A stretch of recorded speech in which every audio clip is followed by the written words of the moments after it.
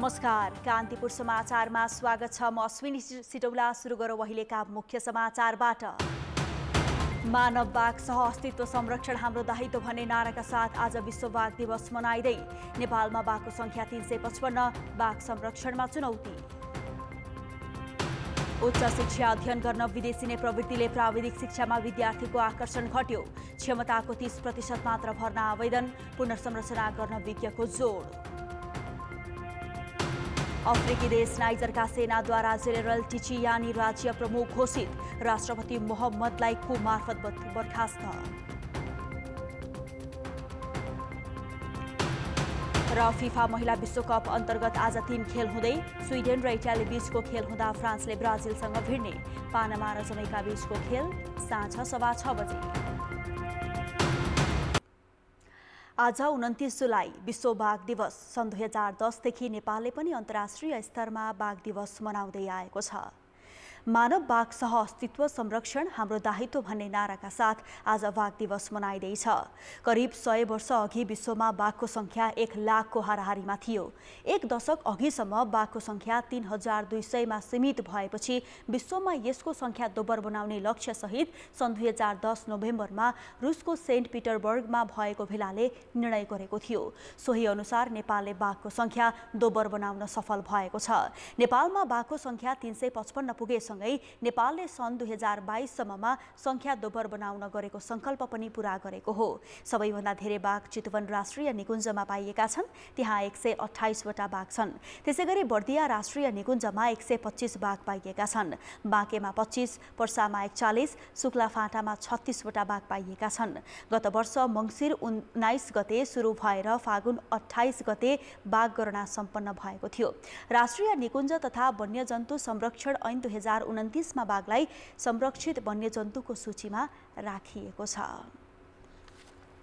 नेकपा माओवादी केन्द्रको पदाधिकारी बैठक आज अपराह्न बस्ने भएको छ। प्रधानमन्त्री निवास बालुवाटारमा बस्ने बैठकले आसन्न केन्द्रीय समिति बैठकका एजेन्डालाई अन्तिम रूप दिने नेताहरूले बताएका छन्। यसअघि वरिष्ठ उपाध्यक्ष नारायण काजी श्रेष्ठको अध्यक्षतामा बसेको बैठकले तय गरेको एजेन्डालाई नै आज अन्तिम रूप दिने जनाइएको छ। माओवादी केन्द्रको केन्द्रीय समिति बैठक साउन 17 गतेदेखि काठमाडौँको प्रज्ञा भवनमा बस्दैछ। उच्च शिक्षा अध्ययन गर्न विदेशी नै प्रवृत्ति र रोजगारीका अवसर कम हुन थालेपछि प्राविधिक शिक्षामा विद्यार्थीको आकर्षण घटेको छ। प्राविधिक शिक्षा तथा व्यावसायिक तालिम परिषद सिटिभिटी अन्तर्गतका शिक्षालयमा क्षमताको करिब 30%ले मात्र भर्नाका लागि आवेदन दिएका छन्। विज्ञले भने प्राविधिक शिक्षा पढाउन जथाभावी सम्बन्धन दिने भएकाले सिटिभिटीकै पुनर्संरचना गर्नुपर्ने बताएका छन्।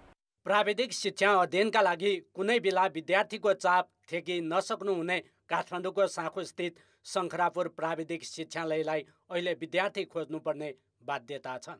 शिक्षालयले नयाँ भर्नाका लागि शुक्रबारसम्मको समय दिएकोमा क्षमताको 40%ले मात्र आवेदन दिएका छन्। आर्किटेक्ट इन्जिनियरिङमा 44 सिट रहे पनि 1 जना पनि भर्ना भएनन्। 198 जना नयाँ भर्नाको क्षमता रहेको यो शिक्षालयमा अटोमोबाइलमा 11, हाइड्रोपावरमा 11, सिभिलमा 24 र जियोमेट्रिक्स इन्जिनियरिङमा 34 जनाको मात्र आवेदन परेको छ। विद्यार्थीहरू आउने 1:4 रेसियोमा एकजना चाहिने ठाउँमा चार गुणा बढी विद्यार्थीको एप्लिकेन्टहरू भएको अवस्था। तर आजको हाम्रो अन्तिम दिन यो प्राविधिक शिक्षाको यो डिप्लोमा लेभलको जुन भर्नाको लागि इन्ट्रान्स एक्जामको लागि एप्लिकेसनहरू भर्नको आज अन्तिम दिन। सिटिभिटीमा पढेर पनि हामीले जागिर पाउँदैन कि भन्ने विद्यार्थीलाई एउटा त्रास पनि हुनसक्छ। यो कारणले पनि हुनसक्छ। शङ्खरापुर जस्ता सिटिभिटी अन्तर्गतका 65 वटा आङ्गिक, 52 वटा साझेदारी प्राविधिक शिक्षालय र 636 वटा सामुदायिक विद्यालय र 422 निजी शिक्षण संस्थामा समेत नयाँ भर्नाका लागि न्यून विद्यार्थीले आवेदन दिएका छन्। प्राविधिक शिक्षा अध्ययनका लागि देशभर 75,000 सिट क्षमता छ। तर शुक्रबारसम्म मुस्किलले 30% विद्यार्थीको मात्र आवेदन परेको छ। जबकि गत वर्ष 48% विद्यार्थी मात्र भर्ना भएका थिए। राजनीतिक दबावमा जथाभावी सम्बन्धन, खर्चिलो शिक्षासँगै रोजगारीको अवसर नहुनु लगायतका कारण विद्यार्थीको संख्या घट्दै गएको शिक्षक तथा अभिभावकको बुझाइ छ। विशेष गरी चाहिँ हामीले जुन हिसाबले यो प्राविधिक शिक्षाको महत्त्व अभिभावक र विद्यार्थीहरूलाई दिनुपर्ने हो त्यो चाहिँ हामीले दिन सकिरहेछौँ। टिटिबीले प्रचार पनि गर्नुपर्ने देखिन्छ, किनकि विद्यार्थीको प्लस पोइन्ट भर्ना दर बढाउनलाई र अलि शुल्क पनि घटाउनु पर्यो के। उच्च शिक्षा अध्ययनका लागि धेरै विद्यार्थी विदेशिनु र प्राविधिक शिक्षाको गुणस्तर नहुनुले पनि विद्यार्थीको आकर्षण घट्दै गएको हो। प्राविधिक शिक्षाप्रति विद्यार्थी घट्नुको चिन्ताको विषय भन्दै विज्ञहरूले यसको पुनर्संरचना गर्नुपर्नेमा जोड दिएका छन्। एउटा हाम्रो अध्ययनले देखाएको एउटा मेजर कुरा चाहिँ के छ भने त्यो बच्चाहरूलाई चाहिँ जति डिप्लोमा पढ्छ नि अहिलेको हिसाबले त्यो डिप्लोमाभन्दा माथि पढ्ने के हो त बाटो भन्ने कुरा छैन। यहाँ बुझाइमा फरक छ, ब्याचलर पढ्न पाइन्छ भन्ने छ, तर प्राविधिक शिक्षापट्टिकै बाटोको चाहिँ यहाँ खाँचो छ के। स्कुल इक्विटी र एक्सेसको हिसाबले पनि रिगरसली एकदम ह्युज एक्सपान्सन भएकोले पनि विद्यार्थीहरू नआएको हो कि त्यो पोलिसी लेभलको एउटा त्यो भयो। र अर्को कुरो विद्यार्थीहरूलाई अहिले मल्टिपल इन्ट्री मल्टिपल एक्जिट त्यो कुराहरू पनि चाहिने भएको भएर पोलिसी लेभलले त्यस्ता कुराहरू पनि हेर्नुपर्ने हुन्छ। प्राविधिक शिक्षाको विकास र विस्तारलाई सरकारले प्राथमिकतामा राखेको छ, तर वर्षेनी विद्यार्थीको आकर्षण घट्नुले सिटीभिटीको पढाउने पाठ्यक्रममाथि नै प्रश्न उठेको छ। कान्तिपुर समाचारका लागि क्यामेरामा रूपक कोइरालाका साथ नारायण किलम्बु, काठमाडौँ। मौसम परिवर्तनसँगै हुम्लामा मौसम फ्लूबाट सङ्क्रमित हुनेको सङ्ख्या बढेको छ। सामान्य अवस्थामा अस्पतालको ओपीडी कक्षमा दैनिक 20 सम्म बिरामी आउने गरेको भए पनि पछिल्ला केही दिन यता 100 भन्दा बढी बिरामी स्वास्थ्य परीक्षणका लागि आइरहेका छन्।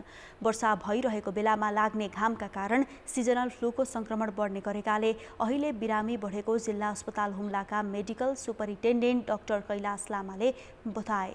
दैनिक उच्च ज्वरो आउने, रुगाखोकी, टाउको दुख्ने, मांसपेशी दुख्ने, जोड्नी दुख्ने, घाँटी दुख्ने, बान्ता हुने र पेट दुख्ने जस्ता लक्षण सहितका बिरामी आउने गरेको डाक्टर लामाले बताए। दैनिक 15 जना भन्दा बढीलाई भर्ना गर्नुपर्ने अवस्था आएपछि बिरामीको व्यवस्थापनमा कठिनाई भएको छ। सिजनल फ्लूबाट संक्रमण भएको महसुस भएमा आराम गर्नुका साथै स्वस्थ जीवनशैली अपनाउनुपर्ने चिकित्सकको सुझाव छ। देशभर लम्पी स्किन महामारीबाट मर्ने पशुको संख्या 50,000 नागेको पशु सेवा विभागले जनाएको छ। गाई गोरु, बाछाबाछी, राँगा भैँसी तथा पाडापाडी गरी साउन 12 गतेसम्म देशभर 50,826 पशु मरेको विभागको तथ्याङ्क छ। देशभर 10,88,000 पशु संक्रमित भएकोमा 7,79,000 निको भएको र 2,48,000 अहिले पनि संक्रमित अवस्थामा रहेको जनाइएको छ। विभागले 3,50,000 पशु लम्पी स्किन रोग विरुद्ध खोप लगाइएको जनाएको छ। कोशी प्रदेशमा 5,042, मधेसमा 1,700, बागमतीमा 3,476 र गण्डकीमा 2,295 पशु मरेका छन्। त्यसैगरी लुम्बिनीमा 4,000, कर्णालीमा 8,703 र सुदूरपश्चिम प्रदेशमा 25,610 पशु मरेको विभागले जनाएको छ। 2077 असारमा मोरङको सुन्दर हरैचा नगरपालिकाका गाई गोरुमा पहिलो पटक लम्पी स्किन रोग देखा परेको थियो। कर्णाली, सुदूरपश्चिम, लुम्बिनी र कोशी प्रदेशका पहाडी क्षेत्रमा पशु यो महामारीबाट बढी प्रभावित देखिएको विभागको भनाइ छ। यो रोग लागेका पशुमा उच्च ज्वरो आउने, दूध उत्पादन घट्ने, छालामा गिर्खा देखिने, र्याल सिगान बग्ने जस्ता लक्षण देखा पर्ने गर्दछ। लम्पी स्किन रोग नियन्त्रणमा सरकार गम्भीर नहुँदा झापाका किसानले निजी प्रयासमा भारतबाट खोप ल्याउन थालेका छन्। पशु चौपाएमा 2 वर्षदेखि महामारीका रूपमा फैलिँदै आएको लम्पी स्किन रोकथामका लागि सरकारले व्यवस्था गरेको भन्दै किसान आफैले खोप ल्याउन थालेका छन्। रोगले गाईबस्तु मरेर करोडौँको क्षति भइरहँदा भारतबाट आफैले खोप ल्याउन पनि सजिलैसँग नपाएको किसानको गुनासो छ। एउटा फर्ममा करोडौँ, 5 करोड, 10 करोड लोन लिएर साथीहरूले गाई फर्म गर्नुभएको छ हैन।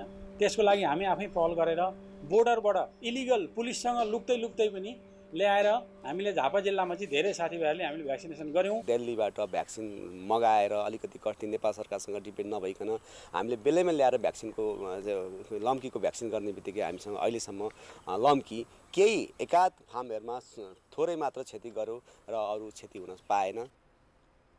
देशभर फैलिएको लम्पी स्किनको प्रकोप नियन्त्रण गर्न सरकारले अहिलेसम्म पुग्दो परिमाणमा खोप पुर्याउन सकेको छैन। लगातारको अविरल वर्षाका कारण बजारमा बाढी र पहिरोका कारण हिमाली गाउँपालिका 1 र गौमूल गाउँपालिकाका 12 परिवार विस्थापित भएको जिल्ला प्रहरी कार्यालय बाजुराले जनाएको छ। बाढी र पहिरोका कारण जिल्लाको पूर्वी उत्तरी भेगको हिमाली गाउँपालिका 3 युनामा शुक्रबार घरमाथिबाट आएको पहिरोले एक घर पूर्ण रूपमा क्षति पुर्याएको छ। सोही गाउँपालिका 3 युनाका दीपलाल बुढाको घर पहिरोले बगाएर लिएको जिल्ला प्रहरी कार्यालय बाजुराका प्रहरी निरीक्षक रविन्द्र सिंह कठायतले जानकारी दिएका छन्। बाढीको 2 तले र 2 काठे घर बगाएको छ। पहिरोले पुरै घर बगाएपछि 3 जनाको परिवार बाँच्नै बस्ने ठाउँ नरहेको जिल्ला प्रहरी कार्यालय बाजुराले जनाएको छ। यसले गौमूल गाउँपालिका 3 मा पहिरोका कारण स्थानीय 12 परिवार विस्थापित बनेका छन्। लगातारको वर्षापछि आएको पहिरोका कारण बेहरीका 5 र धङकाँडाका 7 गरी 12 परिवार विस्थापित बनेका छन्। बस्ती माथिबाट घर नै छोप्ने गरी पहिरो लागेपछि पूर्ण रूपमा विस्थापित बनेको पालिका उपाध्यक्ष सीता थापाले बताइन्। पक्की पुल नहुँदा समस्या बेहोर्दै आएका पाल्पा कचल गाउँका झण्डै 300 परिवार वर्षायामका लागि निर्माण गरेको काठे पुल समेत खोलाले बगाएपछि थप समस्यामा परेका छन्। 1 महिना अघि मात्र गाउँपालिकाको सहयोगमा स्थानीयले मर्मत गरेको पुल केही दिनदेखिको भीषण वर्षासँगै खोलामा बाढी आएर क्षति पुगेको हो। तिनाउ गाउँपालिका 1 दोभान खुर्सेन र कचल जोड्ने कुरमान खोलाको कच्ची काठे पुल बगाएपछि आवत जावतमा समस्या भएको स्थानीय बताउँछन्। पुटोलदेखि आउने जाने मान्छेहरूलाई अहिले बहुत समस्या परिरहेको छ। योभन्दा पहिला बाइक वारीपारी गर्थ्यो। बिरामी पर्दा स्ट्रेचर झोलुङ्गे पुलमा 2-3 घण्टा बोकाएर दोभानको खुर्सानेसम्म ल्याउनु पर्ने बाध्यता रहेको वडाध्यक्ष भुवन सिंह चिदीले बताएका छन्। कोशी प्रदेशका पहाडी जिल्लामा उत्पादित कृषि उपजले बजार नपाउँदा केही समयसम्म नबिग्रने गरी जोगाएर राख्न सकिने भण्डार केन्द्रहरू छैनन्, न त बिक्रीका लागि अन्य आन्तरिक र बाह्य बजारसम्म पुर्याउन सघाउने संयन्त्रहरू नै छन्। अदुवा, गोलभेडा, बन्दागोभी जस्ता उपसिजनमा नबिकेर फाल्नुपर्ने अवस्था आउँदा किसानको घाटा कम गर्ने गरी सह उत्पादनका लागि सिप उपकरण योजना र सरकारी सहयोग नै छैन। उत्पादित अदुवाले भाउ नपाएपछि गएको हिउँदमा धनकुटाका किसानले किलोको 10 रुपियाँमै अदुवा बेच्न बाध्य भए। अहिले अदुवाको भाउ 300 रुपियाँ किलो भन्दा बढी छ।